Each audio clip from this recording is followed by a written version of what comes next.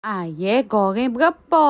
Lengkuas, halia, bawang putih, kunyit. Mu blender. Lepas tu seram mu blender juga. Tapi mu blender asin. Mu peroh air dia tu seram tu.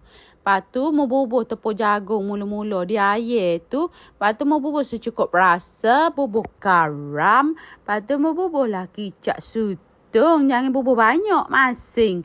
Lepas tu mu bubuh serbuk cili. Nak banyak bubuh banyak. Nak pedas bubuh banyak lah. Apa sekala lah. Lepas tu gak mu bubuh lah serbuk black pepper.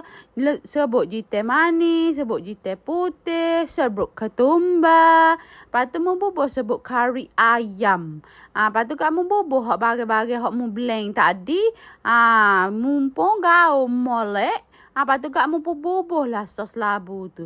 Sos labu tu nak suruh warna dia tu sekata kata. Kalau mu bubuh pewarna dia jadi merah. Situ hak tu tak berapa merah. Gitu dia. Lepas tu mu bubuh lah telur sebutir. Lah sekali mu bubuh pulak sekali lagi tepung jagung. Lepas tu mu pun bubuh lah serah hak mu blender tadi. Mu tapis kering dah baru mu bubuh pulak di air tu. Lepas tu mu pelerah sosok habuk dia tu. Barulah mu pun goreng.